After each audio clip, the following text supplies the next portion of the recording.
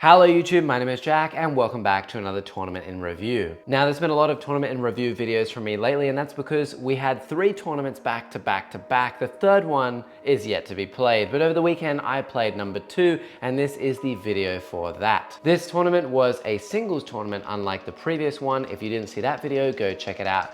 It's there somewhere, and that was a 5-man teams event, but this one was an individual event which had about 50 players with some drops over the weekend as well. It's called Battle in the Bush and it was held in Orange here in New South Wales, Australia. And I went there last year and that's actually where I got my mug for Best in Faction Demons. Now I did take the Demons again this year, and in this video I'm going to discuss the list that I took and how it went, and then we're going to take a look at the games, and then at the end of the video we'll discuss what I changed moving forward. Now if you enjoy these kinds of videos, or if you've never been here before, please like and subscribe. It's entirely free to do down in the description down there below. And also if you would really like to support me and the creation of this channel, seeing as we just started doing this full time and we've made this new studio, we have a Patreon newly available to you that has coaching services on it. It has TTS events there, and it has list reviews as well, even custom artworks. So if you want to go get yourself some coaching, definitely go check out the Patreon as well. And lastly, if you like the models in the videos today, then you can get some commission painted by my lovely partner Adela,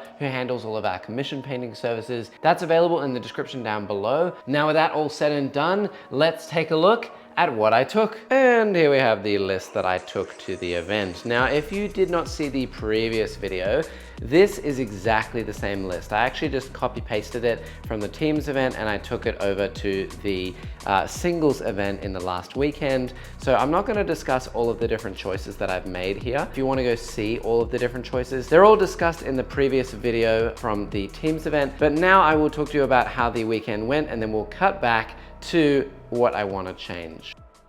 So here we are at Orange. Of course, it was a 2-day event, and we drove up the night before on Friday. I went with my mates Arian and Jake, and it's about a 3.5-hour drive. It's a nice little rural town.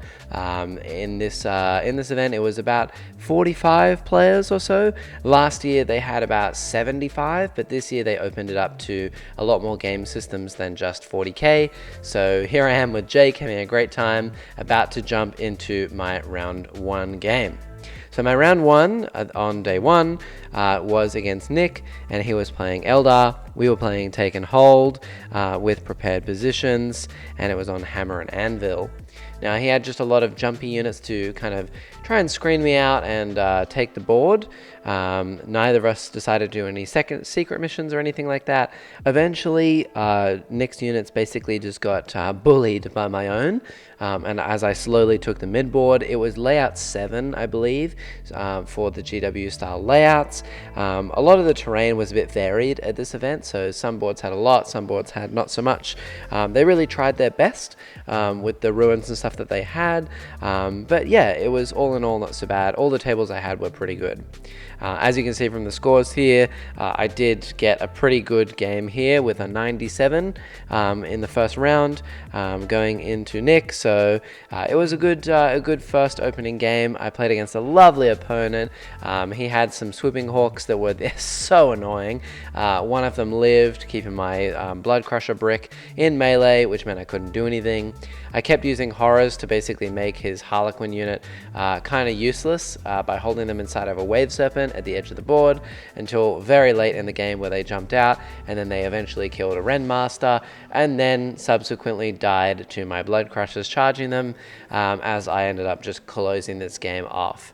The Eldar didn't really have any way to get rid of all my big demons on objectives, and eventually I just won the game on points. So it was a good first round. Shout out to Nick as well. He played a mean game, but it was great. Moving on to game 2, this is Stuart. I actually know Stuart really well, and I would like to say a massive thank you to Stuart, because he remained very calm and he was very gracious to me as I was a sore loser. I lost this game and I was quite bitter about it. I lost by 4 points. The dice really didn't go my way. He had a gun line of Tyranids with 2 Tyrannofexes with rupture cannons. He had Exocrines, he had 2 Norns, and my army was really not used to killing so many big monsters. I got stat checked on basically Hammer and Anvil deployment as well. It was Tipping Point. We also played Purge the Foe, so he was just shooting me all game. And the buildings were actually laid out in the wrong way, so I didn't have anything to hide behind in the middle of the board. It was smoke and mirrors. As you can see here from the layout, the buildings are actually supposed to be with the corner facing the very middle, so I didn't have anything to hide behind, and I got pretty unlucky here. If Skulltaker had a single dev wound into his Hive Tyrant, I would have killed the Hive Tyrant and swung the game at least 15 points, which would have won me the game. But yeah, with those 6 attacks, he literally didn't roll a single 6 to wound, even with 4 rerolls, and I just got unlucky. It just happened. Stuart was very patient with me, and yeah, he played a really mean game. So shout out to him. He deserves the win. He crushed it. But I was pretty upset. I'm not gonna lie, I was pretty upset that I lost by 4 points. We ended up going out and having dinner after that in the evening, so it was a really nice time and it was a great day out. But yeah, it was really hard. Limited terrain. I know a lot of people are gonna say, oh Jack, you need Be'lakor. Okay, well, on the random off chance we go to a terrain where there's not so much terrain and I'm versing a gun line of Nids and I get super unlucky, yes, I will lose by 4 points. Is Be'lakor still worth taking? No, absolutely not. Never take Be'lakor ever again. Thank you very much. Moving on, let's go on to the third game. All right, I think it's rolling around here in a second as we finally get rid of all the last little bits of shots here with the Norn. But yeah, this is the third game. So going on to the third game, I was versing a lovely bloke called Mitchell. He was playing Emperor's Children, which was really cool.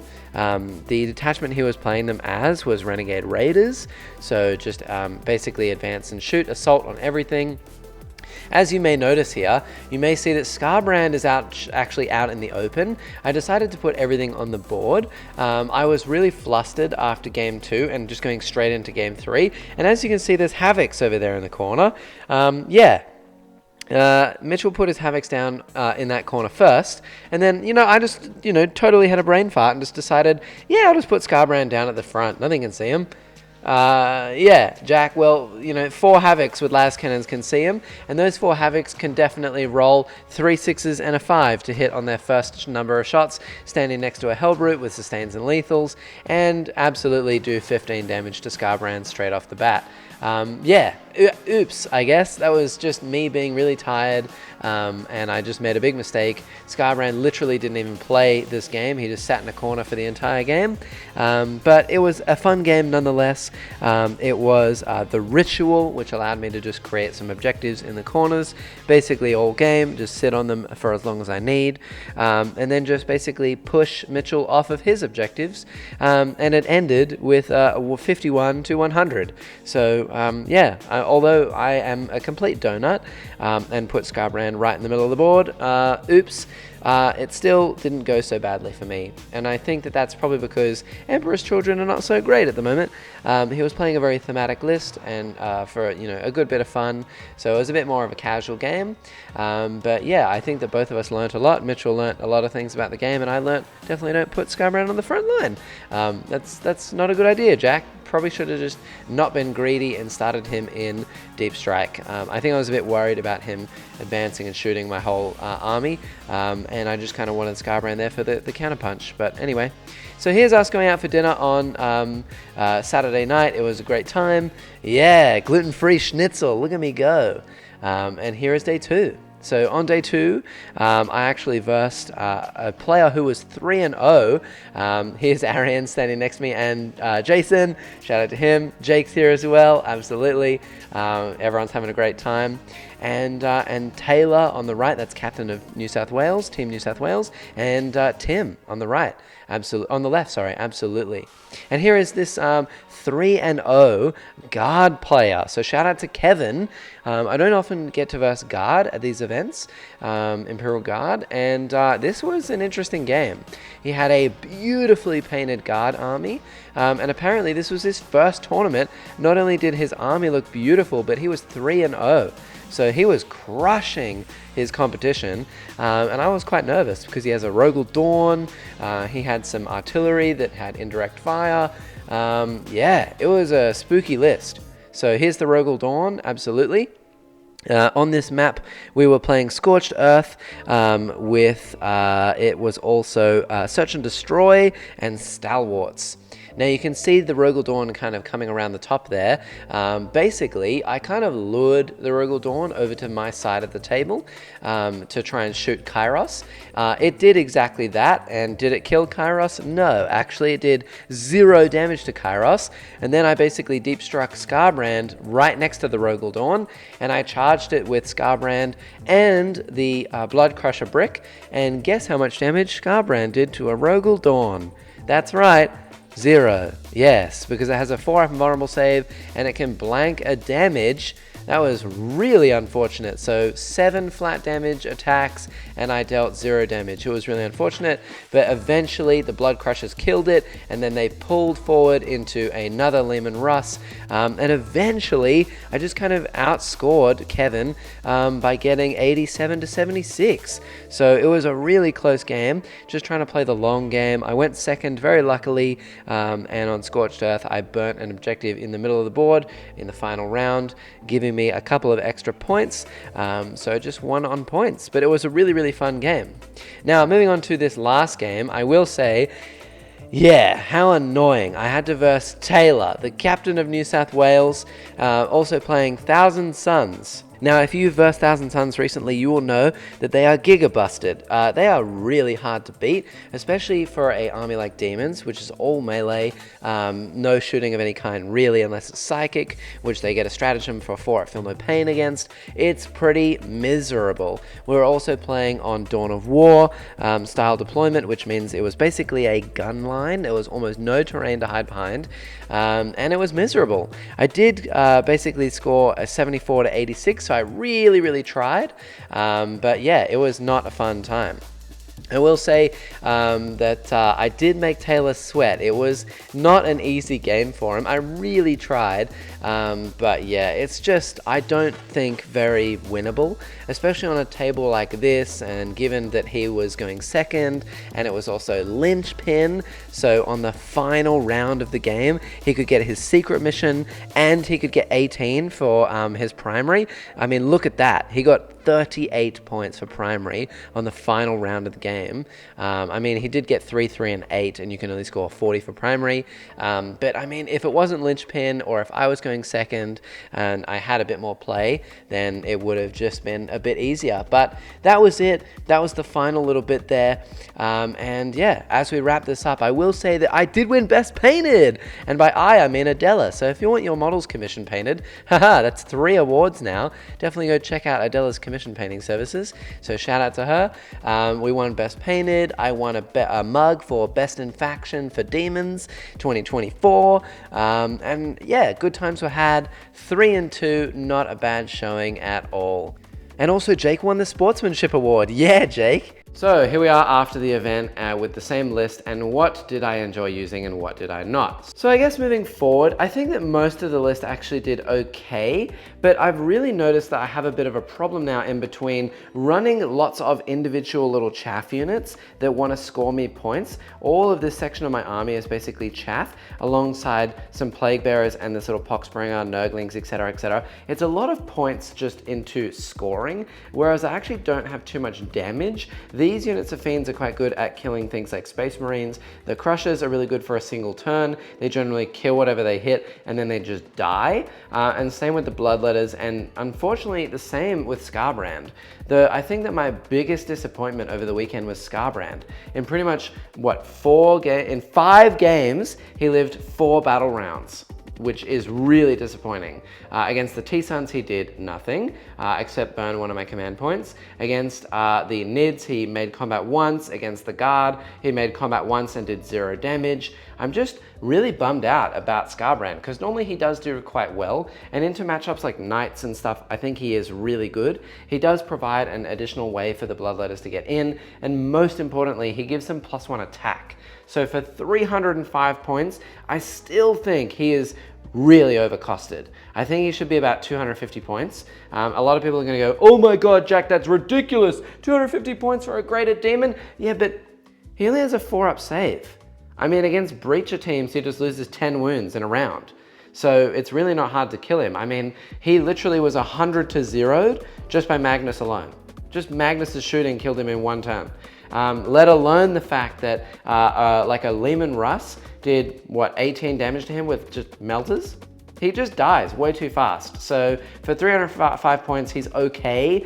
I think that he's instrumental in my list, but I don't know. He did make me question. It made me second guess myself. And then the other parts of the list that I was a bit iffy about is actually Kairos. I think that Vect is a really good aura, and in some matchups, it's really good. In other matchups, it's not as good. I think the most disappointing part is that for 270 points, he basically has no shooting at all. He killed probably about 200 points of models over the course of the entire weekend. He just doesn't really deal damage.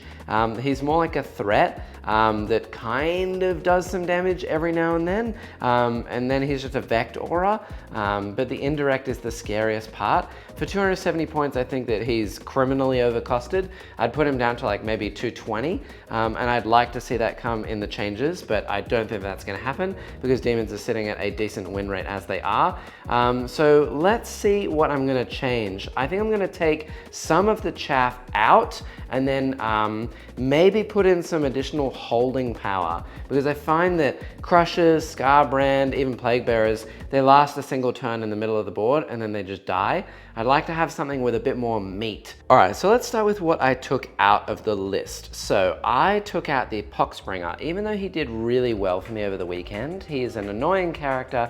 He scored me quite a few points, and for 55 points, yeah, I think he's actually really not bad. But he is an assassinate kill, and I just didn't have the points for him with what I wanted to do. I also took out the Nurglings. Now, they are a small unit that gives me engage and things like that, but 40 points is a little bit on the steep side, especially seeing as I have Fiends in my army already that give -1 to hit, and they also give -1 to hit to more units. These don't affect monsters and vehicles. Fiends don't affect vehicles and Titanic. So these actually do the same thing as Fiends, just worse. And also, because they're OC0, they don't do any actions for me. So I'm gonna take them out for now. I've already got 3 battle line units, so I don't really need them. I've taken out a unit of Hounds, and you'll see why in a minute. And I've taken out the Crushers. I know, surprising. I just don't feel like they actually hit that hard. They do have 6 attacks each. That goes to 7 with Scarbrand with an extra attack from the Riders. But it's basically just 6 Bloodletters. And then the dogs hit on 4s. And if you get into something that is -1 to hit, then they're hitting on 5s, which is so bad. And they die really, really fast. Basically, they die in the next turn. Everyone just focus fires them really hardcore. So they're good for 220, but I don't know, the mortal wounds just kept failing me, and I'm gonna try something different. Which leads me over to what I'm taking to the last event. So this is gonna be another teams event, and in this little combo, what I have replaced all of that stuff over there with is basically a unit of Seekers and a Keeper of Secrets with the enhancement. So I'm gonna test this out. Now, it's less units to play the game, and also some people may argue that the Hounds are a better choice than the Seekers. The Seekers are 10 more points, but I really just wanna try them out. I will, in fact, need to finish painting them. I'm kind of half done, but that's okay. The difference that the Seekers give is, although they are just as squishy, they're an extra 2 inches of movement, and they have a 9-inch scout move, which is really powerful in some scenarios. I did test it before, but I don't think I tested it enough. So I'm gonna give it another go, see if I can screen the board, do some actions, early days, and they're just a nice little unit to have for doing actions and things. And even better, if I use them for later on, they actually synergize with the Keeper, because I can deep strike the Keeper and then I can deep strike the Seekers nearby. So now moving over to the Keeper, why did I include a Keeper of Secrets? Well, now that you always have Shadow around a Keeper of Secrets, I really just wanted to try her out. She basically kills models to heal on 3-ups, and also she has 10 attacks. and also she's -1 to hit. She has 5 feel no pain. She's the toughest model in my army to kill, and also she can deep strike 6 away, and then units of fiends can deep strike to her, like a homing beacon. Basically, you have a bit more maneuverability by deep striking and then deep striking again, just like I do with the Khorne units for Skarbrand and the Blood Letters. Now, the reason for including a keeper mainly is I just wanted another graded demon. I think the graded demons are kind of where I'm struggling. There's just so many points to be putting into one model. You really need to make sure that they're doing everything that they need to do. And also they're kind of your only source of real damage, which is a bit annoying in a demon army because everyone just focus fires them so much. And they're so unbelievably easy to kill for their price. I mean, he's 305. This is also 305 points, which is crazy overpriced in my opinion for a model with 10 attacks at 3 damage that aren't even strength 10. That's a bit unreasonable, but we'll give it a go because she is quite hard to kill. So yeah, we'll test it out. Now, why did I include a Keeper of Secrets specifically?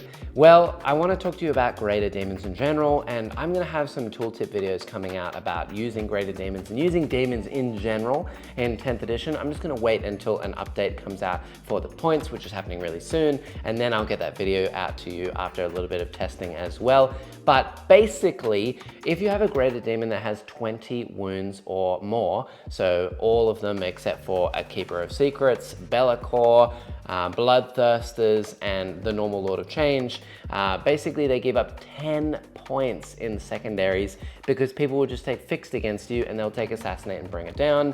And because you're 20 wounds, you go up 6 for bring it down and 4 for Assassinate. It's super annoying, and until that gets changed, because it needs to change, GW. It's unfair for demon players and knight players, and really, you should only be allowed to score either a bring it down or Assassinate against one model, not both. But if I'm including a 3rd graded demon and it has 20 wounds, then all of a sudden I have Skarbrand, Kairos, and for example, I don't know, a Great Unclean One, that gives up 18 for bring it down, and then max Assassinate. People will just take Fixed secondaries against me every single time. Whereas if I include something like a Lord of Change or a Keeper, then they only give up 4 for bring it down and 4 for Assassinate, which means I only give up 16 for bring it down and max Assassinate, and people don't really want to try that. It's a bit too hard, and I think 17 is the sweet spot. If you have 16 for bring it down, people don't take Fixed. If you have 18, they do take Fixed. So really, I'm gonna try and use a Keeper.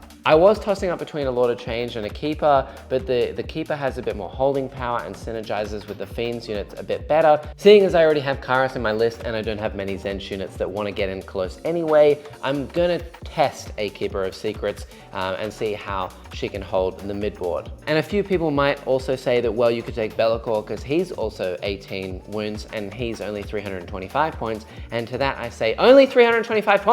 Are you insane? Until he drops to 225? I'm not taking him. He's disgustingly overpriced and one of the worst units in the whole game, and I'm 100% serious. Is that what you all wanted to hear? I'm sure you did. So wish me luck. It's a good random test. I'll see how I go, and I'll get back to you with the 3rd tournament in review video as well. And with that all said and done, thank you for watching today's video. I hope you enjoyed it. Please like and subscribe. It's entirely free. Go check out the Patreon as well, and go get yourselves some commission painted models. And we shall see you all in the next video. Peace out. Bye.